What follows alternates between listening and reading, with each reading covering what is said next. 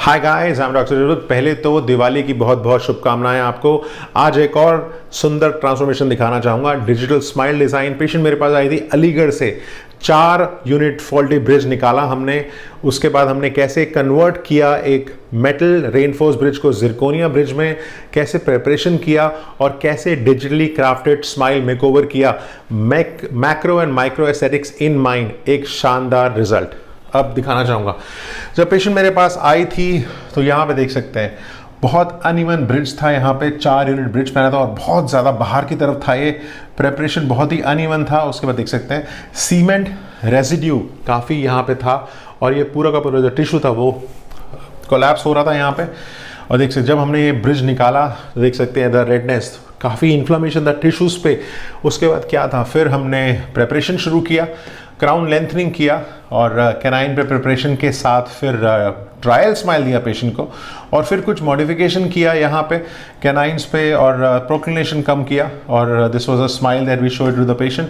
And फिर उसके बाद क्या था, फिर हमने कैड कैम से डिज़ाइन शुरू किया, देख सकते हैं। और उसके बाद फिर this was the 6 unit zirconia bridge हमने पेशेंट को दिया था और this was a smile that she got. तो अच्छा एक ट्रांसफॉर्मेशन मिला जहाँ पे सफ़र सिर्फ यहाँ से यहाँ का एक सुंदर सा स्माइल। और कोशिश यही करते हैं कि पेशेंट के एक्सपेक्टेशंस पे खरा उतरना स्माइल मेकओवर के साथ। यहाँ पे जो क्राउन्स थे अनइवन थे, उसको फिर कैसे हमने डिजिटलाइजेशन करके कैसे उसको कॉन्टोर किया और एक अच्छा रिजल्ट। और सबसे इंपॉर्टेंट होता है जब आप कैड कैम डिज़ाइन करते हैं ना क्राउन्स को, आपको पता लगता है कि आपने कितनी प्रिपरेशन किया है, कितना मिनिमल प्रिपरेशन करेंगे आप।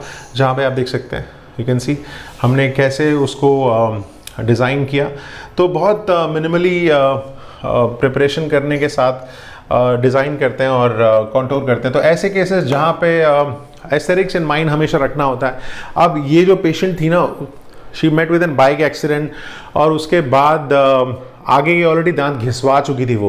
तो आइडियल ट्रीटमेंट जो होता है ना वो इम्प्लांट होता है। और अगर टेढ़े मेढ़े दांत होते हैं ना, अगर दांत बाहर की तरफ होते हैं तो उसका ट्रीटमेंट इम्प्लांट नहीं है। टेढ़े मेढ़े दांतों का मैं हर वीडियो में बोलता हूँ, टेढ़े मेढ़े दांतों का सिर्फ और सिर्फ एक ही उपाय है, वो है तारों से इलाज। ऑर्थोडोंटिक ब्रेसेस ट्रीटमेंट बहुत ज़रूरी है। इनविजिलाइन अलाइनर्स बहुत 4 चांद लगा दिए ट्रीटमेंट में, आपको ब्रेसेस की भी ज़रूरत नहीं होती। बट वो केस सेंसिटिव है, केस पे डिपेंड करता है क्या केस रहेगा, प्लानिंग के साथ एग्जीक्यूशन आएगा। तो टेढ़े मेढ़े दांत अगर होते हैं ना तो इम्प्लांट उसका उपाय बिल्कुल नहीं है। अब जब मेरे पास ये पेशेंट आई थी तो ऑलरेडी दांत घिसवा चुकी थी, हमने उसको मॉडिफाई करना था। तो अब अभी भी जो हमने ये ब्रिज लगाई है ना, इसको हम कन्वर्ट कर सकते हैं इम्प्लांट्स पे। इसको ये patient still can go for ortho treatment, क्योंकि जो प्रोक्लिनेशन है हमने वो काफ़ी कम कर दी है। बट फिर भी जो स्पेस हमें चाहिए ना, जहाँ पे 2 इम्प्लांट आ जाएं या स्पेस हमें चाहिए अच्छे टिश्यू प्रोफाइल के लिए, तो वो सिर्फ और सिर्फ हमें ऑर्थोडोंटिक ब्रेसेस से ही मिल सकता है। उसके बाद आप इम्प्लांट ट्रीटमेंट कर सकते हैं।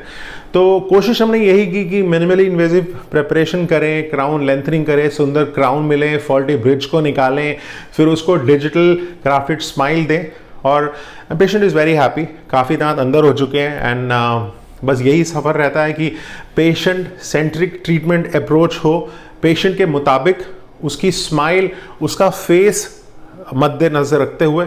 और कोशिश यही करते हैं कि हर पेशेंट को उसी तरह से ट्रीट करें जहाँ पे एक अच्छा शानदार मेकओवर मिला। तो अगर आपको जानना चाहते हो डिजिटल स्माइल मेकओवर के बारे में, ट्रायल स्माइल के बारे में, 1-on-1 स्माइल के बारे में, आप मुझे डीएम कर सकते हैं। और एक शानदार ऐसे ही केसेस हम शेयर करते रहते हैं आप लोगों को बताने के लिए, एजुकेट करने के लिए। बट फिर भी अगर आपको जानकारी लेनी है इस केस के बारे में, I am just a call away. इस वीडियो को ज़रूर शेयर कीजिएगा अपने फ्रेंड्स के साथ और अगर अच्छा लगे तो लाइक कीजिएगा। Until next time, take care.